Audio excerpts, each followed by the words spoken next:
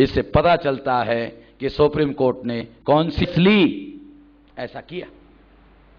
और इस तरह से ये जो निर्णय दिया, 1998 जातियों को ओबीसी माना, 1745 जातियों को ओबीसी नहीं माना। गिनती करो तो 3743 माइनस 1998, 1745 जातियों को ओबीसी माना ही नहीं। परिणाम, यदि जाति आधारित गिनती ओबीसी की जाति आधारित गिनती होती है तो 1998 जातियों की जाति आधारित गिनती होगी तो आंकड़ा 52% के जगह 35% से ज्यादा आंकड़ा नहीं निकल सकता। अगर 52% लोगों का आंकड़ा 30 या 35% निकला तो ये ओबीसी के साथ बहुत बड़ा धोखा और बहुत बड़ा अन्याय होगा। जब मैंने ये विश्लेषण करके सारा समझाया, समझाने के बाद बहुत सारे लोगों ने मुझे कहा कि मेश्राम जी, अगर इनके साथ न्याय करना होगा तो क्या करना होगा? तो मैंने बताया इलाज है। क्या इलाज है? इलाज है सभी जातियों की जाति आधारित गिनती होनी चाहिए। इससे फायदा कैसे होगा ओबीसी को?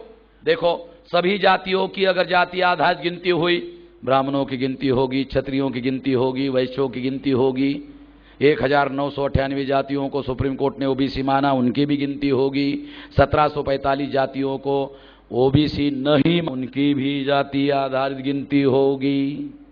1998 जातियों का टोटल आंकड़ा निकलेगा, 1745 जातियों का टोटल आंकड़ा निकलेगा, का टोटल एक जगह मिला वो कुल टोटल आंकड़ा निकलेगा। और ये आंकड़ा 60 या 65% है।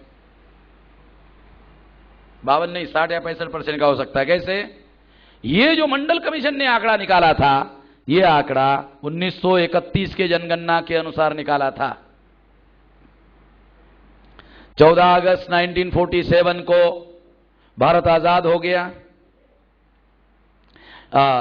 14 अगस्त 1947 को भारत का विभाजन हुआ, पाकिस्तान बना और भारत की कम से कम 20% प्रजा पाकिस्तान चली गई। 100 में से 20% प्रजा जब पाकिस्तान गई तो भारत में 31 के जनगणना के अनुसार 80% प्रजा भारत में रही।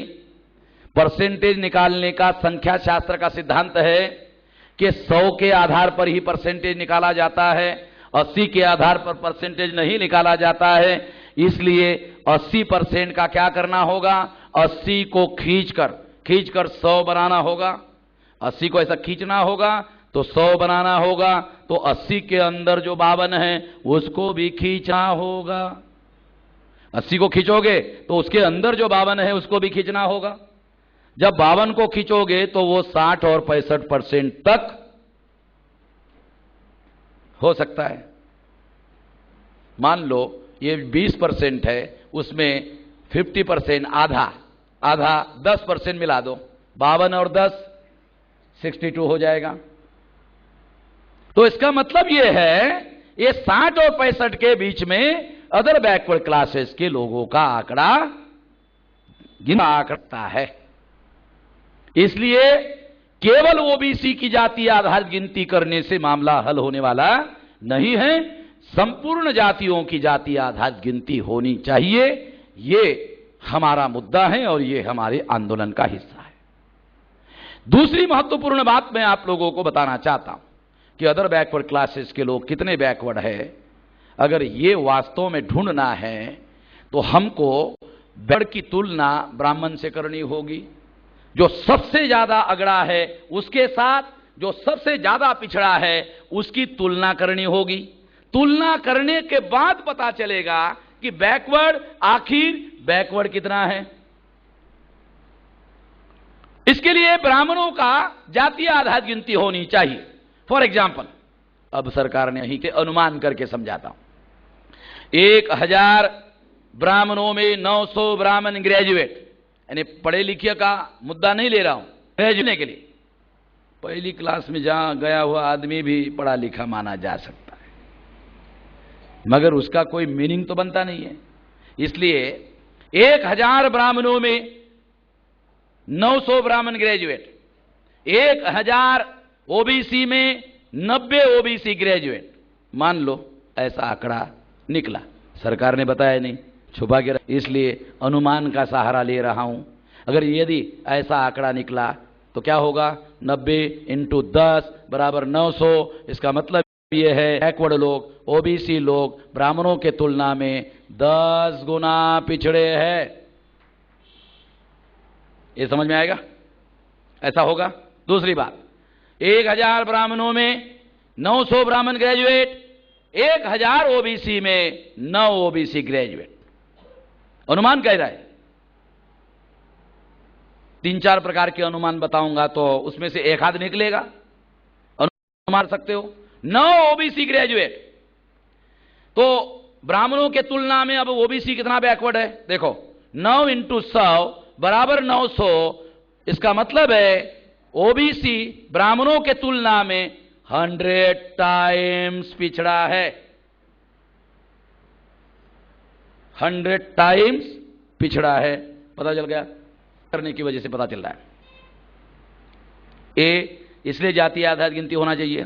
तीसरा अनुमान, 1000 ब्राह्मणों में 9 ग्रेजुएट और 1000 ओबीसी में 1 ओबीसी ग्रेजुएट।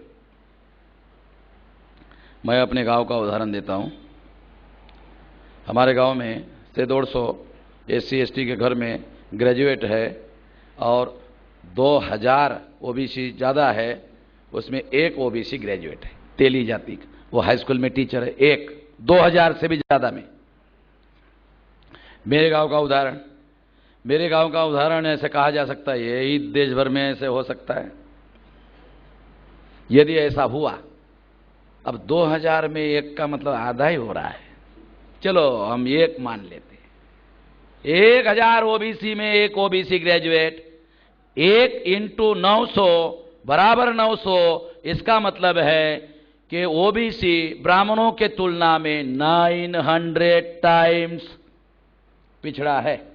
यदि इसको आधा माना जाए तो 1800 गुना पिछड़ा है। यदि ये आंकड़े ओबीसी को मालूम हो जाए, जब पहली बार मंडल का रिपोर्ट आया था, इसकी वजह से ओबीसी में सारे देश भर में जागरण हुआ। यदि जाति आधारित गिनती के आंकड़े सामने आते हैं तो ओबीसी में जागरण नहीं, महाजागरण हो सकता है। और अगर महाजागरण हुआ तो ये जो ओबीसी सोया हुआ शेर है, अगर ये सोया हुआ शेर जाग गया तो ये सबसे पहले ब्राह्मण को खाएगा। ऐसा किसको लगता है? ऐसा ब्राह्मण को लगता है। इसलिए ब्राह्मण क्या सोचता है?